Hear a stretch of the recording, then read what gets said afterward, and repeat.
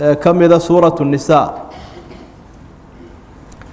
قال الله تعالى ولا تجادل بولهاي الدفاع وهكذا عن الذين كوي يختارون أنفسهم نفه هذا خيامين إن الله لا يحب إلهي مجعل من كان قفك هذا خوانا مد خيامة بضن أثيما لودن بيلاء يستخفون من الناس ضدك إسك قرينيان ولا يستخفون من الله إلهينا إسك ما قرينيان وهو معهم إسقوا وهلينيان إذ وقتك يبيتون أي قرصنيان ما لا يرضى من القول وحان رالك أهين هذا الله وكان الله ربي وحو هذا بما يعملون وحي سمينيان محيطا متكوبي ها أنتم ها هوي أنتم إذنكم هؤلاء يا هؤلاء كواسو جادلتم عنهم دنبيلياشا الدفاع دينو حقه ذكدوا الدين في الحياة الدنيا الدنيا نرشنا الدنيا دحديدا كدفاع ديني فمن يجادل الله عنه يا إلهي كالدفاعي وكالدود الدون حقه يوم القيامة ما لنت قيامها يا إلهي كالدفاع أمن يكون يا نقن دون عليهم يجا وكيلا عدي لالسة وحفيظة يا نقن دون عدنا ومن يعمل قفك السماء سوءا حمان أو يظلم نفسه أما نفتي سبك قرد الروضة ثم يستغفر الله كدبنا إلهي دم بداف ويديسته يجد الله إلهي وحكوها لدونا غفورا رحيما isagoo dambiga dhaafo oo naxariista waman yaksib ithman qofka dambi shaqaysta fa inma yaksibuhu ala nafsi wuxuu dambiga u shaqaystay oo naftiisa dambigaasi ciqaabka ka yimaada naftiisu saaran yahay wa kaana allah ilaahay wuxuu aday caliiman mid wax walba ogsoon xakiima oo shay walba meeshiisa dhiga sidii horeba aynu soo xusnay sababta qisadani ku soo degtay waxay ahayd dad intay wax kharibeen cid kale ku masabiday oo cid kale dusha uga tuuray dambigoodii waana taasina waa laba dambi dambigu qafku galay iyo been abuuradku sameeyay waa laba isa saara wixii buu sameeyay waxaanu doonay inuu isqariyo cid kale uu ku eedeeyo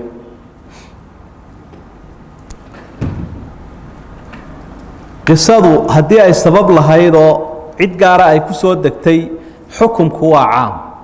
waxaan ilaahay uu ka digaya ciddii samaysaaba ceebtan iyo cadaabkan way leedahay nabiga ilaahay si toos ah ula hadlay calayhi salaatu wassalaam markaasaa ilaahay wuxuu leeyahay ka doodin dadka naftooda dulmiyay aayaddu waxay noo faa'iideynaysaa qofku hadduu dembi galo oo uu xadgudbo waxyeelada ugu horeysa isaga haysataa haday tahay adduunyada iyo aakhira labadaba waxa dhibaatay halka ka yimaada intuu dadka kala dhibay waxa ka badan intuu naftiisa dhibay ilaa macsiyadu raad bay leedo natiijo ay leedo waxba ka dhalanaya isaga ku soo ururaysa uu godobaysan yahay qofku ilaahay agtiisa iyo dadka agtooda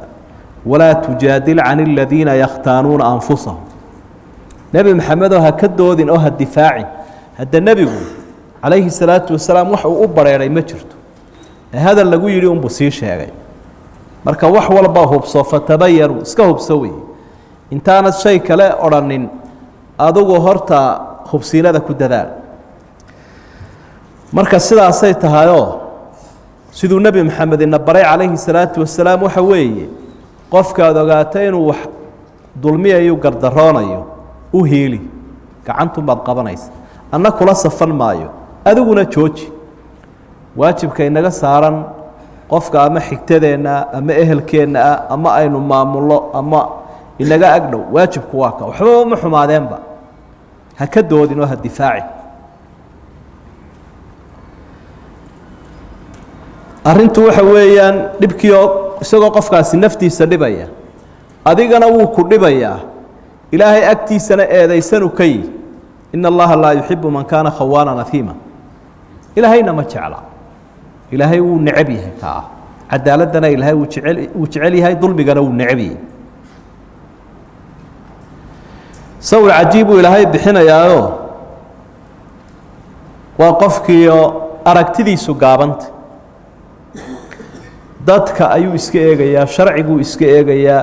wuxuu iska eegayaa garsoorka wuxuu iska eegayaa bilayska wuxuu iska eegayaa jaarka saaxiibada mana oga ishi ilaahay inay hayso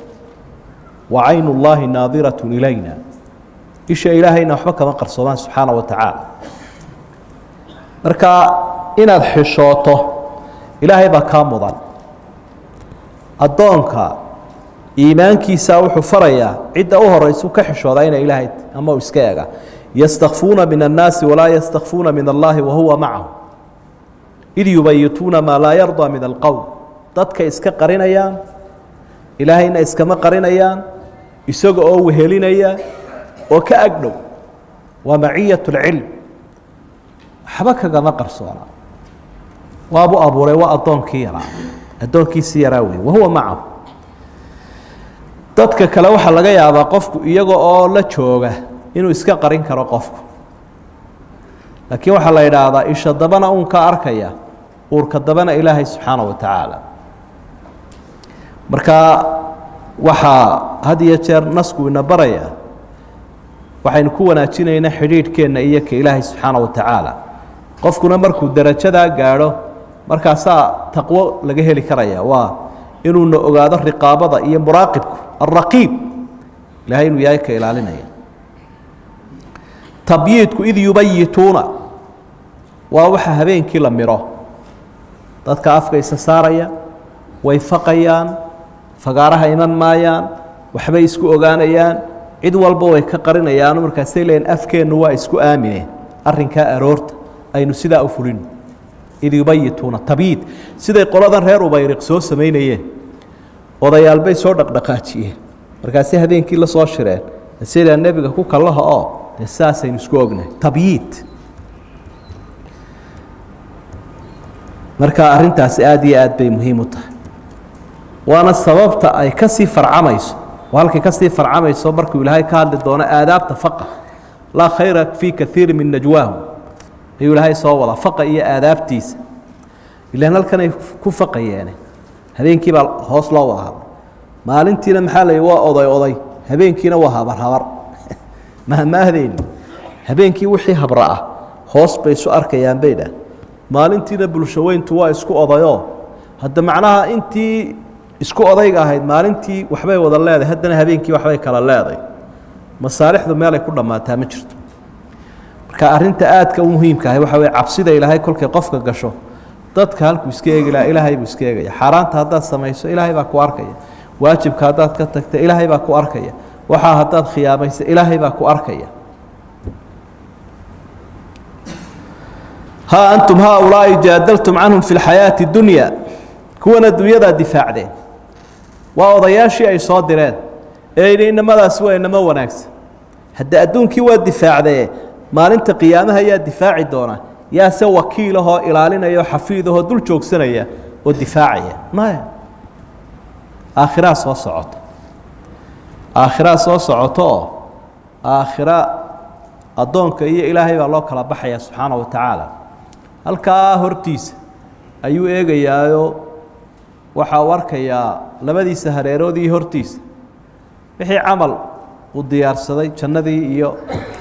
iyo naartii ilaahay iyo malaa'igtiisa intuba way muuqdaan nebi maxamed wuxuu inoo sheegay calayhi salaatu wasalaam addoonka in ilaahay la hor joojin doono walaysa baynahu wa baynahu turjumaan iyada oo ilaahay iyo addoonka cidi aanay kula turjumayn maxaad waxaa u samaysa maalheblaayo waxaa saad samaysa maalheblaayo waxaa saad samaysa muxuu ku jawaabaya ha diyaarsada jawaabta marka canaantu laba dhinacba way u socotaayoo dadkii xumaantan intay sameeyeen cid dusha uga tuuray canaantu way ku dhacaysa kuwii difaacayna canaantu way ku dhacaysa caatifadda addoommahana ilaahay wuu yaqaanaa subxaana wa tacaala maadaamuu abuuray wakhtiyada dadku ay ugu xasaasisan yihiin ama dareenkoodu ugu kacsan yahay waxa weeye wakhtigay doodayaan ama dan leeyihiin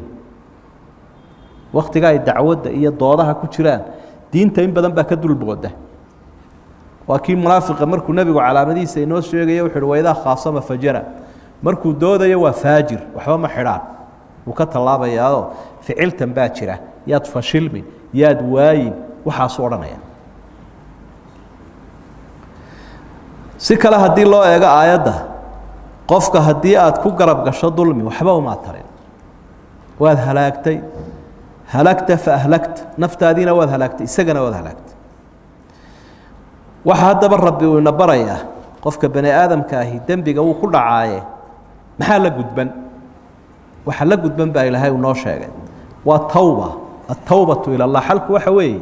إنه قفك مركة ودنبي كل عه سيدا ظلم قالوا كلا دق وتوبت كيا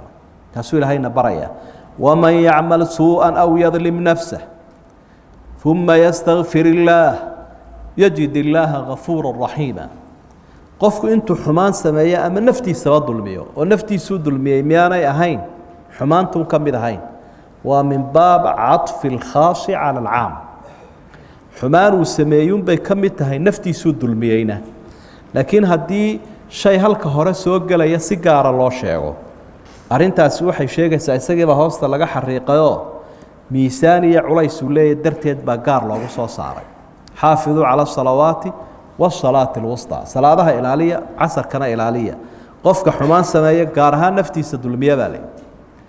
حما وحاو درن تأذو نفت هذا كدو شيء باو سيد درن سكلا هدي الله دقا أو ذاس بمعنى الواو بين قنيس وحوية ما يعمل سوءا أو يظلم ويظلم نفسه قفك حمان سماية نفتي سدلمية حمان تسماية وحي كردقا انت يساقي سدلمية ونوات عرف كاس التفسير بو نقرأ قف كستون نفتيسا حمان سماية نفتيسو دلمية هدو إلهي دم بداف ويدستو دق وطوبت كيرو عفي سير رحمة بكهلا يا إلهي سبحانه وتعالى وبشارة يضنا بشارة أدو وين ويه مركب عليه ذو حوين تفرصة هاي ستأدونك استبقبته لماذا راح يسلوا فقسيهن أن التوبة واجبة على المذنب قفك الدم بقلا إنه إلهي أصور نقض واجب به كتاعي السنة معها سيدا ده أنت سؤال الله فرايا مركب وقت قد فرصة هاي ستك فائدة وي لكن وحى حسد بضان قف كان هدوب بني آدم دلبي أو كحد قدبي حيابا لك قدبان وحكم إذا دائن حقي لقولها اسكعليو هدون كاساد يقولها هاي وحن كاقبي عردقا شرفت هذا إيا نفت هذا إيا مال كاقا وحسن كاقبي تايقا قوصو وينو سصود دياريا إيمانكي سوانو تاه فراه هدو تا لا إيمان كروايو إيمانكي سوا قومية سيدي أصحاب تسمين جرين رضوان الله عليهم قفكو نفتي سوى تاقا يوحو لها لاي قصاص لكن هدو إسقرية مايا توبة ديسي ده أركانتي شروطي توبة مدبا كم مقانوة حقي بني آدم كإنو إسكعليو تاسا كم مقان وانا تددك كو أذك هذه يجير وقفكو يوحو لها وان توبة كينا يا لكن أيو راعنا يا ده قفكي ومتاقي كرو أرنتا وان كو عيبوبيا maxaan yeelaa qofba qof wax ka qaadanaya markaas wuxuu ku leeyahay wixii waxaan doonayaa inaan ka toobad keeno mana doonayo in la ogaado waxa inaan qabo ama aan qaatay maxaan yeelaa marka wuxuu doonayaa in la yiraahdo sadaqa bix meelaha sadaqa ku bixiyo iska asturro waxaan qofkii lahaa gaarsii i'tidaar samee garawshiyo ilaahay iyo addoomihiisuba markaa way ka dhaafi doonaan wuu ku celiyay ilaahay waxa uu waman yaksib إثما فإنما يكسبه على نفسه أمرك الصدحة أركين الذين يختان ولا تجادل عن الذين يختانون أنفسهم بهاي أو يظلم نفسه فإنما يكسب على نفسه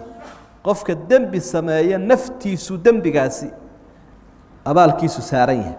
إلهي بعلم بدن وحكمة بدن سبحانه وتعالى nabigu calayhi salaatu wasalaam isagoo inala hadlaya wuxuu la maanta lacag haysataan oo dirham iyo danaaniir haysataan deyn baxa intaanu qofku qiyaamaha soo taagan isagoo waxbaba hayninba hadduu waxayana intoo laga gurto ayuu muflis noqon doonaa uu caydhoobi marka aayaadku waxayna barayaan inaynu horta ka fogaano qof daalima inaynu saacidno ama madax ha ahaado ama raciyad ha ahaado ama ehelkaaga ha ahaado ama asxaabtaada ha ahaado qofkuba hadduu dulmi sameeyo inaynu ka durugno oo waxaynu shuraakada ku nahay waa cadaaladda bal yaa ku kari dadkii waa taas aad bay ugu adagtay cadaaladdaasuu caalamka ilaahay ku bilaabo ku dhisay laqad arsalnaa rusulanaa bilbayinaati waanzalnaa macahum alkitaaba waalmiisaan liyaquuma annaasu bilqasd caalamkan cadaaladdaasuu ilaahay ku abuuray rusushana ku soo dejiyey wuxuu xadiid alqudsi ilaahay noogu sheegay dulmiga inuu naftiisa ka xaaraantinimeeyey marka adigu dadka ha dulmiin mid daalimana ha saacidi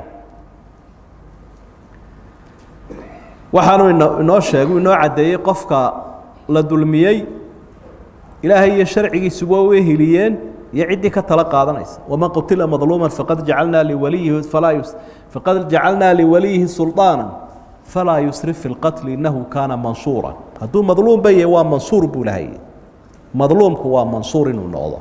mid loo hiliyo qofku hadduu daaliya inaad garab siiso aad buu sharcigu u diidaa qur'aan iyo xadiid walaa tarkanuu ila aladiina dalamuu fatamasakum الnaar ha u iilanina intaad ayidda iskaba daaya ha u leexanin buu ilahay yihi kuwa daalimiinta ah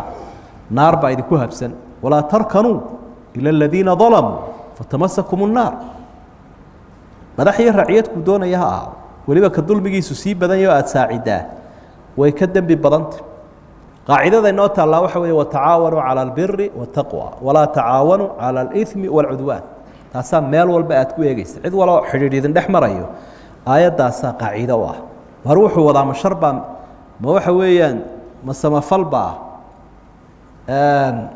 watacaawanu calى اlbiri wالtaqwى ma alla kacabsi iyo samafal baa waa saacidaynaa ma xadgudub iyo dembi baa waa iskaga durkaynaa sufyaan الthawri imaamkaa weyne faqiihaas ayaa nin u yimid oo wuxuu ihi ninkan suldaanka ama madaxda abaan dirayskiisa iyo dharkiisa iyo waxaas tolaaye maxaad u aragtaa miyaan ka mid ahayd nimanka daalimiinta ah kuwa saacida ninkaasina nin dee dadka dhibi jiray buu ahaa hal ana min acwaani dalama dadka daalimiintaa kuwa saacida miyaan ka mid ahay buuri markaasuu yihi maya adigu kama mid ihid acwaante anta min aaalimiin adugu daalimiintaad ka mid tahaye min acwaani aalimiin waxaa ka mida ka irbadda iyo dunta kaa soo iibiye buu adigu dawaar laad u tahay suldaankoo daalimiintaad ka mid tahay kol haddii aad wuxuu dadka ka boobay ku qurxinaysee ka irbadda iyo dunta kaa soo iibiya u daran buu imaamu axmed raximahu llah oo xidhan oo maxbuusa ayaa nimankii sajaaniinta la odhan jiray ay jeesha ama xabsiga ku hayay nin ka mida baa wuxuu ihi axmedow miyuu ansaxay xadiidka u digaya dadka saacida daalimiinta markaasuu hi ha uu ansaxay markaa wuxuu hi aniga maxaad ii malaynaysaa dadkii ku garaacayay baan aniga qudhaydu adeega u ahay dee adigu daalimiintaad ka mid tahay buuhi armaan ka mid ahay buuhi kuwa acwaantooda ah maya acwaanta waxa ah buuhi ka dharka kuu maydhaya iyo ka timaha kuu xiiraya iyo ka ku saacidaya kuwaasaa acwaanta ahe adugu kol haddii aad qof muslimahoo la dhibaya isku furanayso daalimiintaad ka mid tahay buuhi almuhim wuxuunaynu uga jeednaa un qofka muslimka ahi waxuu u turo waxa ugu weyn